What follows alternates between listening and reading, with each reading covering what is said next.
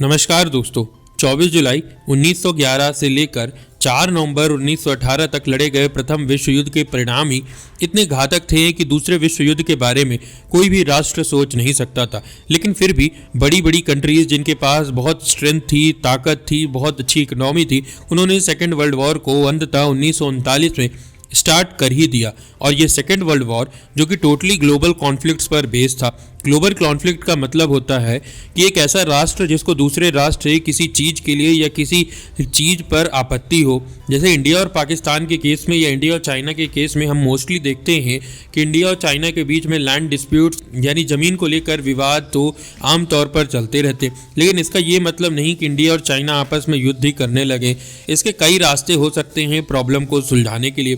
Problem को सुलझाने के कुछ रास्ते ये भी हैं कि आपस में हम बातचीत करें या आपस में हम डिबेट करें या डिस्कशंस करें या डायलॉग करें या अपने डेलीगेशंस को एक देश से दूसरे राष्ट्र में भेजा जाए और फिर बातचीत कर कर किसी भी समस्या का हल निकाला जाए। किसी भी मैटर पे कॉन्फ्लिक्ट होना यानी विरोधाभास होने का ये मतलब नहीं उससे तुरंत ही वॉर स्टार्ट कर दी जाए। लेकिन उस जमाने में हर कंट्रीज यही सोचा करती थी कि हम दूसरी कंट्रीज पर अपना डोमिनेट करें, हम दूसरी कंट्री पर अपना डोमिनेंस सिद्ध कर ले। हर बड़ी कंट्री यही चाह रही थी कि हम छोटी कंट्रीज़ को दबा दें। शायद इसी की वजह थी कि बड़ी बड़ी कंट्रीज़ ने बढ़ चढ़कर इसमें युद्ध में पार्टिसिपेशन लिया। मेजरली देखा जाए तो सेकेंड वर्ल्ड वॉर दो पावर्स के बीच में लड़ा गया था। एक तरफ एलाइज पावर था और दूसरी तरफ एक्सिस पावर। एलाइड पावर्स जिसे हम लोग मित्र राष्ट्र भी कहते हैं और एक्सिस पावर जिसे हमने धुरी राष्ट्र भी कहते हैं। मित्र राष्ट्र में United kingdom, United states, Soviet union और चाइना थे। ये ऐसे राष्ट्र थे जिनकी इकोनॉमी, जिनकी स्ट्रेंथ उस जमाने में भी बहुत अच्छी थी, जिनके पास बहुत अच्छी इकोनॉमी थी, बहुत अच्छी मिलिट्री थी और ये आज भी वर्ल्ड में बहुत अच्छे पोजीशन पर हैं। ये एक ऐसी कंट्रीज हैं जो आज भी यूनाइटेड नेशंस के परमानेंट मेंबर हैं। वहीं दूसरी तरफ एक्सिस पावर्स में जो कंट्रीज ने पार्टिसिपेशन किया वो थे जैसे रोम, बर्लिन, इटली, जर्मनी और जापान। ये सभी कंट्रीज चाहती थी कि United kingdom, United states, Soviet union आगे ना बढ़े और ये जिन कंट्रीज पर भी अपना अधिकार जमा लेती थी तो वो छोड़ना नहीं चाहती थी। बिना मर्जी के ही दूसरी कंट्रीज पर अटैक करना एक्सिस पावर्स के लिए काफ़ी आसान हो चुका था। तो क्या एक्सिस पावर्स की वजह से ही केवल सेकेंड वर्ल्ड वॉर हुआ या कुछ यूके, यूएस और सोवियत यूनियन का भी काम रहा इसमें? आखिर क्या वजह रही जिसके कारण यूनाइटेड किंगडम, यूनाइटेड स्टेट्स और सोवियत यूनियन इन सभी बड़ी कंट्रीज़ को एक होना पड़ा और एक्सिस पावर्स के खिलाफ लड़ना पड़ा?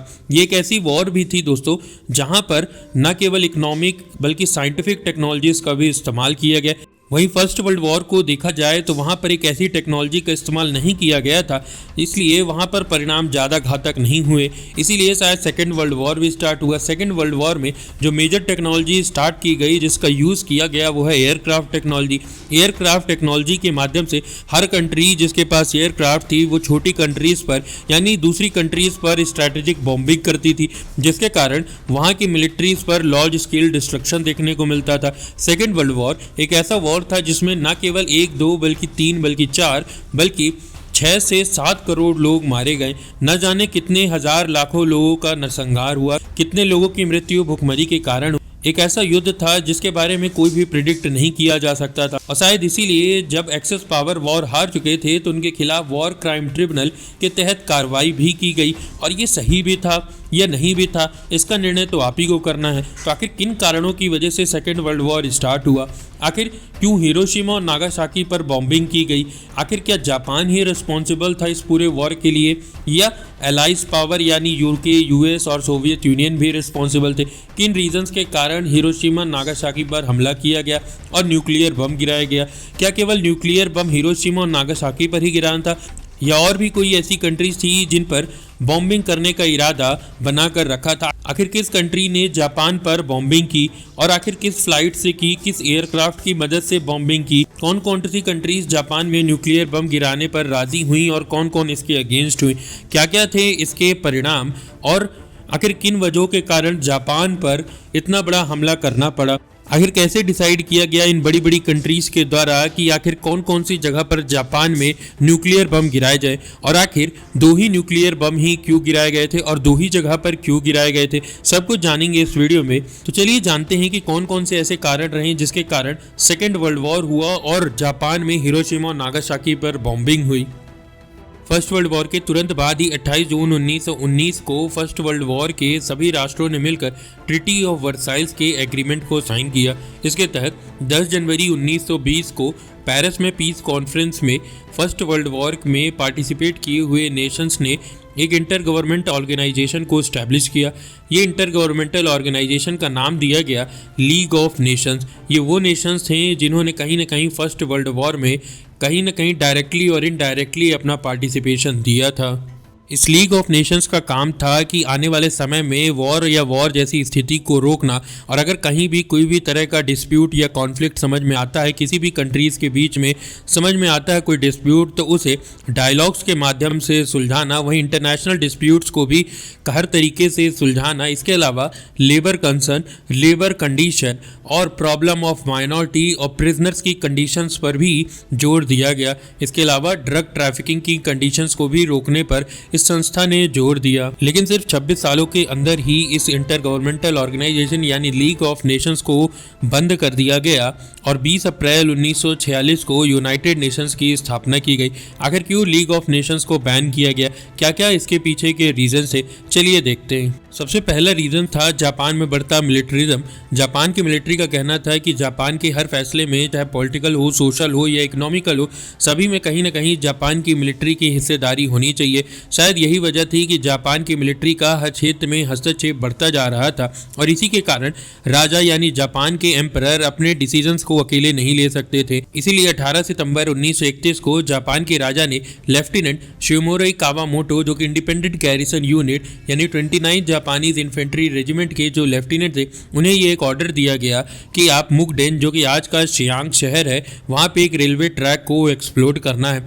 एक्सप्लोजन इतना कमज़ोर था कि इसके कारण ट्रेन पर कोई भी प्रभाव नहीं हुआ और ट्रेन आसानी से उस ट्रैक से निकल गई। इसके तुरंत बाद ही राजा ने लेफ्टिनेंट को काफ़ी खरी खोटी सुनाई और बाद में जापान ने इसी इंसिडेंट को इस्तेमाल किया चाइना पर अटैक करने के लिए। जापान में हुई मिलिट्री इंक्वायरी में ये क्लियरली मेंशन कर दिया गया था कि ये जो इंसिडेंट था ये चाइनीज़ के द्वारा कंडक्ट कराया गया था, लेकिन फिर भी चाइना ने इस इंसिडेंट से अपने आप को दूर किया और कहा कि ये इंसिडेंट चाइनीज़ नहीं बल्कि जापानीज़ ने ही किया है, क्योंकि जापानी मिलिट्रिज्म काफ़ी ज़्यादा बढ़ चुका था। इसीलिए जापान की मिलिट्री ने इसके तुरंत बाद ही चाइना के मंचूरिया शहर पर आक्रमण कर दिया और चाइना के मंचूरिया शहर पर अपना कब्जा कर लिया। जापान ने चाइना के मंचूरिया शहर पर एक पपेट स्टेट यानी कठपुतली राज्य की स्थापना की। एक ऐसा राज्य जहां पर राजा होता है, जहां पर काउंसिल ऑफ स्टेट्स होते हैं, काउंसिल ऑफ मिनिस्टर्स होते हैं, लेकिन वो मिनिस्टर्स जो होते हैं वो अपने आप में फैसला नहीं ले सकते। वो जो फैसला होगा वो कहीं दूसरी जगह से आएगा और उस फैसले को ही वहां पर यूज़ करना पड़ेगा, उस फैसले को ही वहां पर मानना पड़ेगा। यह एक पपेट स्टेट जो कि जापान के द्वारा चाइना में इस्टेब्लिश किया गया था। चाइना के मंचूरिया शहर का नाम बदलकर जापान ने इसे मांचुक्यो का नाम दे दिया। जैसे ही ये खबर सभी राष्ट्रों तक पहुंची कि जापान ने चाइना के मंचूरिया शहर पर अपना आधिपत्य जमा लिया है, सभी राष्ट्रों में उथल पुथल मच गई। इसके तुरंत बाद ही सभी देशों ने लीग ऑफ नेशन से ये अपील की कि एक इंक्वायरी होनी चाहिए। इसी को ध्यान में रखते हुए इस मुगडेन इंसिडेंट यानी शियांग इंसिडेंट के तुरंत बाद ही लिटन कमीशन की स्थापना लीग ऑफ नेशंस के द्वारा की गई। इस लीग ऑफ नेशन की स्थापना 1931 में की गई। इस लीग ऑफ नेशन का काम था कि जापान ने जो चाइना पर आक्रमण किया और जिस इंसिडेंट का जिक्र किया कि मुगडेन इंसिडेंट का, उस इंसिडेंट के बारे में इंक्वायरी होनी चाहिए और क्या सचमुच चाइना ने जापान के ट्रैक को उड़ाया था, क्या सचमुच चाइना ही रिस्पॉन्सिबल था जापान के उस रेलवे ट्रैक के एक्सप्लोड के लिए, वो भी डायनामाइट्स का यूज करके। जब लिटन कमीशन की रिपोर्ट साल 1932 में आई तो उसने सभी राष्ट्रों को चौंका दिया। लिटन कमीशन ने ये क्लियरली मेंशन किया था कि जापान जो है वो डिसेप्शन कर रहा है यानी झूठ बोल रहा है और ये जो रेलवे ट्रैक एक्सप्लोड करने की साजिश थी ये जापान ने खुद ही अपने द्वारा रचित की गई था। जापान ने खुद ही अपने रेलवे ट्रैक को उड़ाया और उसका दोष चाइना पर मर दिया गया ताकि चाइना के मंचूरिया शहर पर अपनी स्टैब्लिशमेंट यानी चाइना के मंचूरिया शहर पर अपनी पपेट स्टेट को स्टैब्लिश किया जा सके। लेकिन फिर भी अभी तक सेकेंड वर्ल्ड वॉर स्टार्ट नहीं हुआ था और कोई भी राष्ट्र इतना ज़्यादा एक्टिव नहीं था सेकेंड वर्ल्ड वॉर में उतरने के लिए। इस इंसिडेंट के तुरंत बाद ही ये 1935 में इटली के सोल्जर और मार्शल एमिलो डी बोनो ने इथोपिया पर आक्रमण कर दिया और सेकेंड इटली इथोपिया वॉर की शुरुआत हो गई। यह वॉर करीबन 7 महीने तक चला जिसमें इटली की अंततः विजय हुई। इस इंसिडेंट को भी लीग ऑफ नेशंस के द्वारा कंडेम्ड किया गया था, लेकिन फिर भी लीग ऑफ नेशंस के बड़े बड़े राष्ट्रों ने कोई भी फैसला इटली के अगेंस्ट में नहीं लिया और ना ही इथोपिया के फेवर में लिया। सेकेंड इटली इथोपिया वॉर के तुरंत बाद ही 7 जुलाई 1937 को बीजिंग में मार्को पोलो ब्रिज इंसिडेंट देखने को मिलता है। ये मार्को पोलो ब्रिज इंसिडेंट में चाइना नेशनल रेवोल्यूशनरी आर्मी और इंपीरियल जापानीज आर्मी के बीच काफ़ी क्लैशेस देखने को मिलते हैं। इसके अलावा साल 1937 तक जापान ने चाइना के हर बड़े शहर पर अपना अधिकार जमाना शुरू कर दिया था।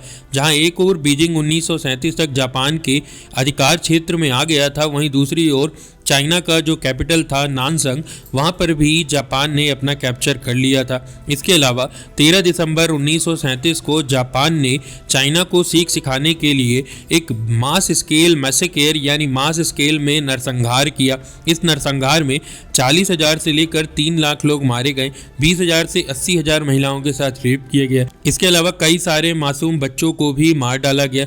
न जाने कितने और लोग मरे, लेकिन ये तो केवल एक डिटेल रिपोर्ट थी। ना जाने और कितने लोग मरे, ये तो केवल उन लोगों के बारे में जानकारी थी जिनकी एक्चुअल में गिनती की जा सकी थी। 1937 के इंसिडेंट के तुरंत बाद ही जर्मनी ने 1 सितंबर 1939 को पोलैंड पर आक्रमण कर दिया। रिपब्लिक ऑफ पोलैंड को नाजी जर्मनी की सेना से लड़ना पड़ा, जिसके कारण काफ़ी ज़्यादा डिस्ट्रक्शन देखने को मिला। जहां जर्मनी नॉर्थ और साउथ से पोलैंड पर आक्रमण कर रहा था, वहीं सोवियत यूनियन ने 17 सितंबर 1939 को इस युद्ध में अपना पार्टिसिपेशन किया और सोवियत यूनियन ने जर्मनी का साथ देते हुए ईस्ट साइड से पोलैंड पर आक्रमण किया। ये देखते हुए कि एक छोटे से राष्ट्र को ये बड़े बड़े राष्ट्र दबा रहे हैं, ब्रिटेन और फ्रांस ने भी तुरंत ही वॉर डिक्लेयर कर दिया और सोवियत यूनियन और जर्मनी के खिलाफ अपनी सेनाओं को खड़ा कर दिया और पोलैंड को बचाने की हर संभव कोशिश करने लगे। इन रीजंस के अलावा मसूलिनी के द्वारा स्टैब्लिश किया गया और इटली में स्टैब्लिश हुआ फैसिज्म अपने पैर धीरे धीरे यूरोप में फैलाने लगा था, जिसमें नेशन यूनिटी की बात हर जगह फैलने लगी और नेशन यूनिटी से ही कहीं ना कहीं वॉर की शुरुआत होने लगी और वॉर की कंडीशंस भी स्टैब्लिश होने लगी।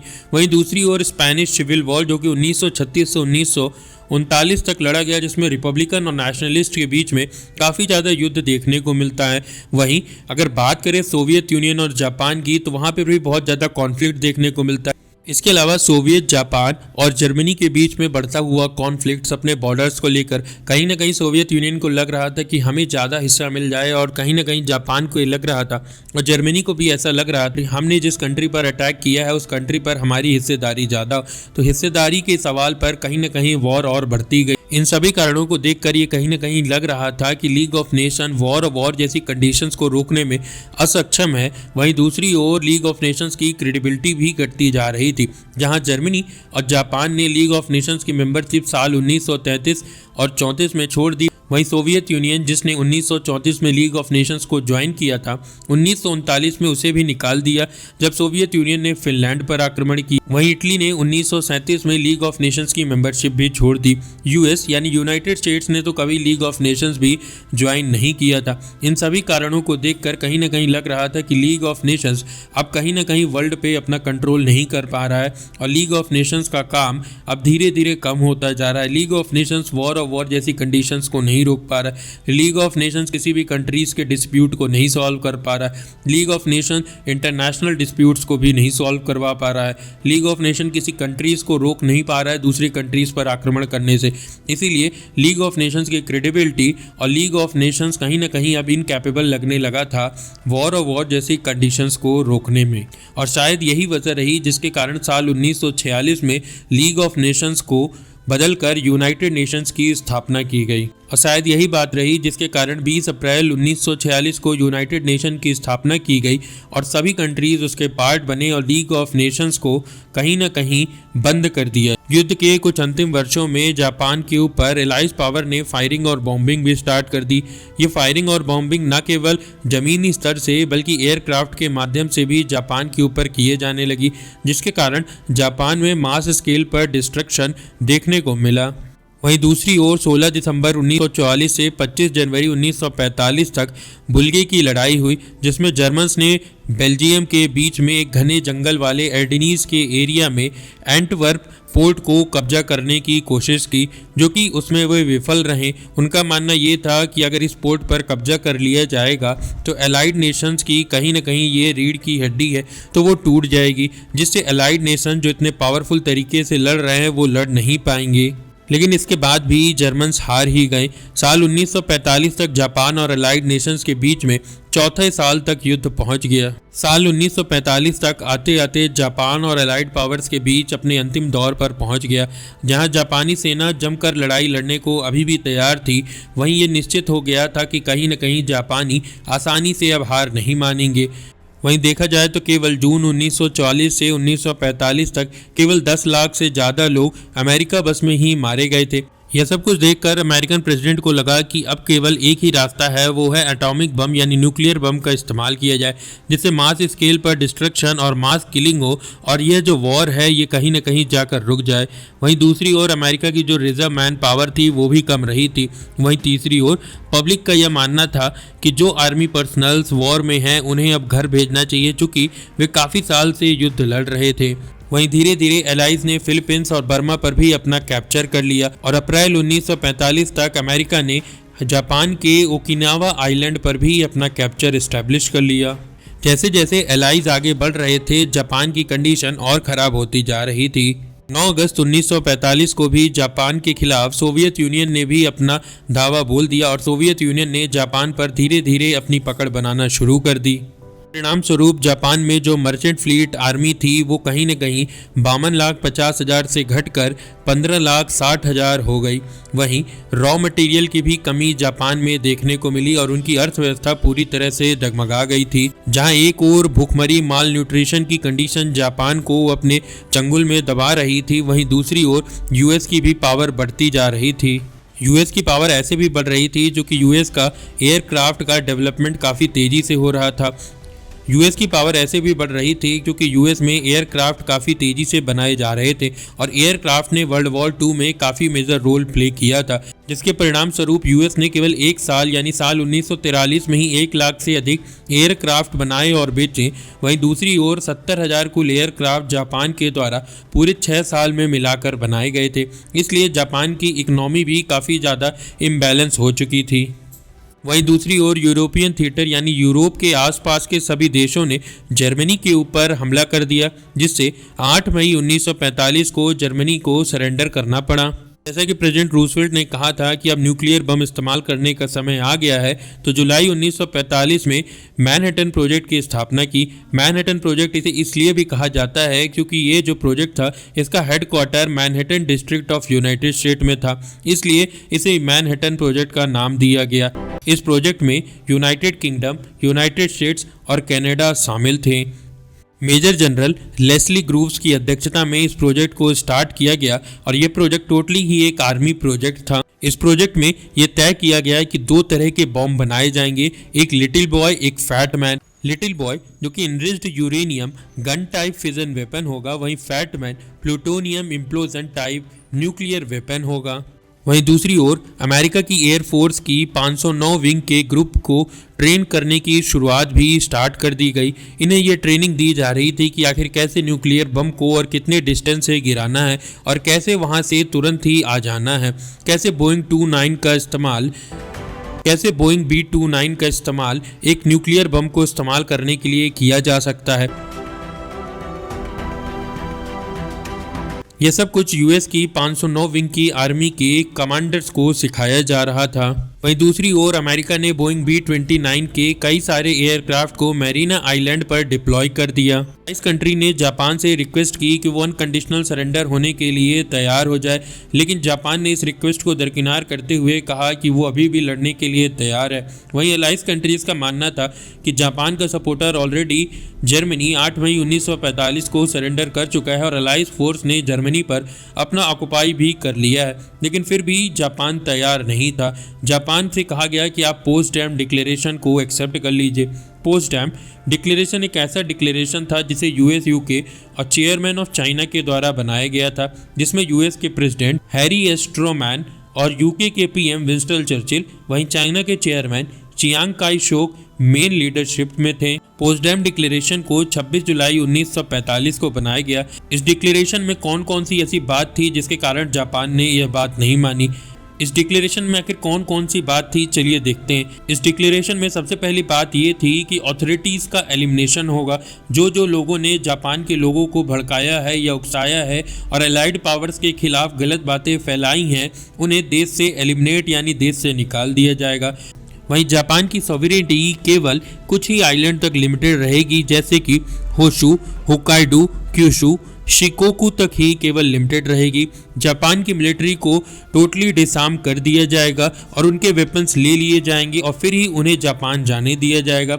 इसके अलावा जो चौथा और पांचवा महत्वपूर्ण पॉइंट था वो ये था that we don't intend that Japanese shall be enslaved as race or destroyed as nation, but extreme justice shall be given to all the war criminals। इसका मतलब ये था कि जापानीज कहीं ना कहीं उन्हें ये न लगे कि उनकी जाति को कहीं ना कहीं गुलाम बनाया जा रहा है या उनके देश को गुलाम बनाया जा रहा है, बल्कि हम उन सभी लोगों को जस्टिस देना चाहते हैं जो वॉर में नहीं जुड़े थे और उन सभी लोगों को पनिशमेंट देना चाहते हैं जो कहीं ना कहीं वॉर को बढ़ाने में उन्होंने मेजर रोल प्ले किया। इसके अलावा जो लास्ट पॉइंट था वो ये कहता था कि जो ऑक्युपाइंग फोर्सेज रहेंगी एलाइज की वो तुरंत ही विड्रॉ कर ली जाएंगी जैसे ही जापान में एक अच्छी गवर्नमेंट की इस्टेब्लिशमेंट हो जाती है जो कि पीपल यानी जापान के लोगों को मंजूर होगी। एक रिस्पॉन्सिबल गवर्नमेंट की जैसे इस्टेब्लिशमेंट हो जाता है तुरंत ही अलाइड फोर्सेस जापान को उस गवर्नमेंट को हैंड ओवर कर तुरंत ही वहां से रिटर्न हो जाएंगी। लेकिन फिर भी जापान के एम्परर ने ये सभी बातें नहीं मानी। जापान ने अलाइड पावर्स की बात तो नहीं मानी और ना ही अनकंडीशनल सरेंडर्स की उन सभी बातों को माना। इन सभी बातों के बाद अलाइड पावर्स ने तुरंत ही जापान पर आक्रमण करना और तेज शुरू कर दिया और सोवियत यूनियन जहां लैंड से जापान पर आक्रमण कर रहा था वहीं अलाइड पावर्स के कंट्री यूएस ने एयरक्राफ्ट की मदद से जापान पर बॉम्बार्डिंग करना शुरू कर दी, जिसमें केवल कुछ ही दिन के अंदर 1 लाख से ज़्यादा लोग मारे गए टोक्यो शहर में ही केवल, और वहीं 2,67,000 से ज़्यादा लोग पूरे महीने के अंदर मारे गए, जिससे जापान की गवर्नमेंट में एक तहलका सा मच गया।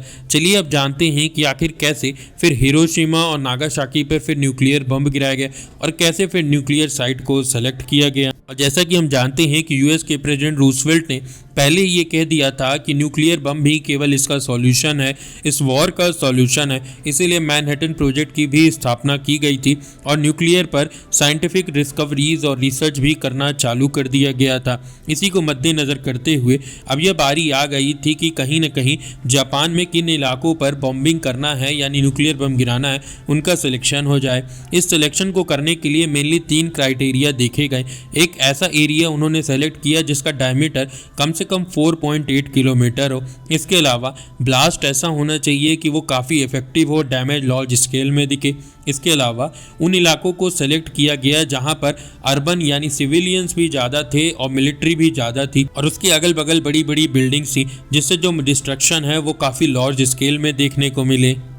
इसी को ध्यान में रखते हुए जापान के 4 शहरों को सेलेक्ट किया गया न्यूक्लियर बॉम्बिंग के लिए, जिसमें हिरोशिमा, कोकुरा, निगाटा और नागासाकी शामिल थे। लेकिन बॉम्बिंग के लिए 3 में से 2 देशों की अनुमति भी बहुत ज़रूरी थी, जो कि क्यूबेक एग्रीमेंट के अनुसार यूएस और यूके 2 की अनुमति तो बहुत ही ज़रूरी थी। इसीलिए यूएस अकेले दम पर न्यूक्लियर को नहीं छोड़ सकता था, उसे यूके की परमिशन लेना भी ज़रूरी था। यूएस और यूके ने क्यूबेक एग्रीमेंट को ध्यान में रखते हुए न्यूक्लियर वेपन को यूज़ करने को सोचा और 25 जुलाई को जनरल थॉमस हैंडी, जो कि एक्टिंग चीफ स्टाफ थे यूएस आर्मी के, उन्होंने ये ऑर्डर इशू कर दिया कि अब एटम बम का यूज किया जाए। वैसे तो क्योटो शहर भी बॉम्बिंग के लिए इस्तेमाल किए जाने वाला था, वैसे तो क्योटो शहर भी न्यूक्लियर बम के शहरों की लिस्ट में था, लेकिन हेनरी एल स्ट्रूमैन, जो कि सेक्रेटरी ऑफ वॉर थे, उन्होंने प्रेसिडेंट हैरी एल स्ट्रूमैन से रिक्वेस्ट की कि कहीं न कहीं इस शहर को न्यूक्लियर बॉम्बिंग की जगह से हटा दिया जाए, क्योंकि इसका हिस्टोरिकल, रिलीजियस और कल्चरल सिग्निफिकेंस बहुत ज्यादा है। इसको ध्यान में रखकर इस शहर को लिस्ट से हटाने का आदेश दिया और ग्रूव्स ने इसे मिलिट्री न्यूक्लियर पॉइंट्स में से हटा दिया। अब क्यूबेक एग्रीमेंट में पार्टिसिपेट किए दोनों कंट्री यूएस और यूके ने यह तय कर लिया था कि कहीं न कहीं अब जापान पर बॉम्ब गिराना चाहिए, इसीलिए एक इंटायरम कमेटी भी बनाई गई। उन्होंने तय किया कि आखिर किस कंडीशंस पे बॉम्ब को गिराया जाए। उन्होंने ये तय किया कि बॉम्ब को किसी बिना स्पेशल वार्निंग के गिराया जाए। वहीं दूसरी ओर दोनों कंट्रीज का यह भी मानना था कि बॉम्ब को जल्द से जल्द गिराया जाना चाहिए, जिससे मास स्केल पर डिस्ट्रक्शन हो और वॉर खत्म हो सके। वहीं तीसरी ओर ड्यूअल टारगेट होना चाहिए, यानी मिलिट्री के साथ सिविलियंस भी मारे जाने चाहिए और बिल्डिंग्स को भी नुकसान होना चाहिए।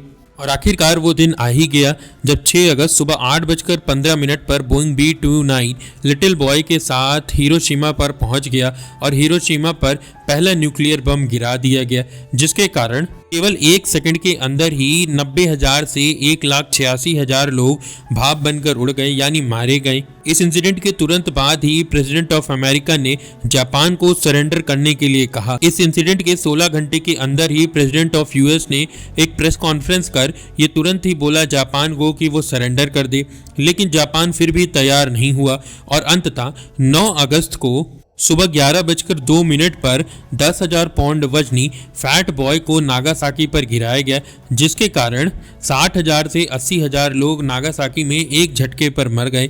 कुछ लोग इसके आफ्टर इफेक्ट से भी मरे, जैसे कि इसके बर्निंग, रेडिएशन या माल न्यूट्रिशन के कारण भी। इसके अलावा कई सालों तक वहाँ जो बच्चे जन्मते थे वो कहीं ना कहीं फिजिकली डिसेबल थे या माल न्यूट्रिशन का शिकार रहे। वहीं दूसरी तरफ 15 अगस्त 1945 को ही जापान ने ये तुरंत घोषणा कर दी और जापान के राजा हिरोहितो ने घोषणा कर दी कि वह अनकंडीशनल सरेंडर के लिए तैयार हैं और 2 सितंबर 1945 को पोट्सडैम डिक्लेरेशन पर भी साइन कर दिया। इसके तुरंत बाद ही एलाइड पावर ने जापान के ऊपर अपना कैप्चर कर लिया और अपनी आर्मी को डिप्लॉय कर दिया और कुछ इस तरह वर्ल्ड वॉर 2 का अंत होता है। सोवियत यूनियन और जापान के बीच स्टेट वॉर को एंड करने के लिए साल 1956 में ज्वाइंट डिक्लेरेशन साइन किया गया और यह भी तय किया गया कि जापान को परमानेंट मेंबरशिप दिलाने में सोवियत यूनियन मदद करेगा। इसके अलावा दोनों देशों में डिप्लोमेटिक रिलेशनशिप होंगी, ट्रेड भी स्टैब्लिश किया जाएगा और लोग भी एक देश से दूसरे देश अब जा सकेंगे। वहीं देखा जाए तो न्यूक्लियर वेपन वाली कंट्री की लिस्ट की तो केवल 1949 तक अमेरिका के पास ही न्यूक्लियर वेपन थे।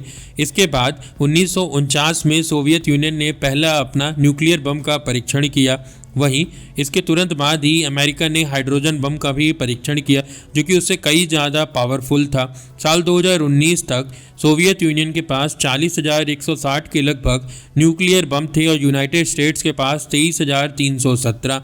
2020 तक 9 ऐसी कंट्रीज बन चुकी थी जिनके पास न्यूक्लियर है। साल 2020 तक 9 ऐसी कंट्रीज हो चुकी थी जिनके पास न्यूक्लियर पावर है, जिनमें प्रमुख थी China, France, Russia, UK, US, India, Pakistan और जैसा कि इजराइल कहता है कि उसके पास भी न्यूक्लियर बम है, तो इजराइल और नॉर्थ कोरिया भी। इसके अलावा आप सभी के मन में ये क्वेश्चन होता होगा कि आखिर फिर जापान के पास न्यूक्लियर क्यों नहीं है, क्यों जापान एक न्यूक्लियर पावर नेशन नहीं है। तो जापान एक न्यूक्लियर पावर नेशन इसलिए नहीं है क्योंकि जापान ने treaty of non proliferation of nuclear weapon sign की थी अमेरिका के साथ, जिसमें ये क्लियरली मेंशन किया था कि जापान कभी भी न्यूक्लियर वेपन नहीं बनाएगा, लेकिन वह फिर भी अमेरिका की न्यूक्लियर अम्ब्रेला के शेडो में रहेगा। यानी ओकिनावा आइलैंड जो कि जापान में है, वहां पर ही यूएस के पूरे न्यूक्लियर बम रखे हुए हैं, जिसे यूएस कभी भी इस्तेमाल कर सकता है। इन protection of Japan, protection of America के लिए भी इस्तेमाल किया जा सकता है। लेकिन खास बात तो ये है कि 7 जुलाई 2017 को सभी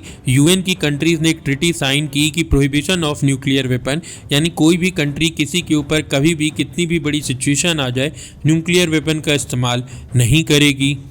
तो अगर आज की इस पूरी वीडियो को अगर हम समराइज करें तो हमने देखा कि कैसे सेकेंड वर्ल्ड वॉर स्टार्ट हुआ, क्या सेकेंड वर्ल्ड वॉर के इम्पैक्ट्स हुए, आखिर कैसे जापान के हिरोशिमा और नागासाकी शहर पर न्यूक्लियर बॉम्बिंग की गई, कैसे इन शहरों को सेलेक्ट किया गया, कैसे क्योटो शहर को बचा लिया गया, जर्मनी को सरेंडर करना पड़ा और आखिर किस किस कारणों की वजह से जापान में हिरोशिमा और नागासाकी का अटैक हुआ, किस प्रोजेक्ट के तहत न्यूक्लियर बॉम्ब की रिसर्च की गई और किस प्रोजेक्ट के तहत और किस आदमी की लीडरशिप के अंतर्गत न्यूक्लियर बम को बनाया गया, किस कंट्रीज ने कितना पार्टिसिपेशन दिया, किस कंट्रीज को ज्यादा नुकसान सहना पड़ा, कैसे जापान और सोवियत यूनियन के बीच खराब हुए रिश्ते एक बार फिर से सुलह हो जाते हैं। आशा करता हूँ आप सभी को यह वीडियो पसंद आई होगी और अगर कोई चीज़ नहीं पसंद आई है तो कमेंट करना ना भूलें। इसके अलावा कौन सी टॉपिक पर आप नेक्स्ट वीडियो चाहते हैं यह भी कमेंट जरूर करें।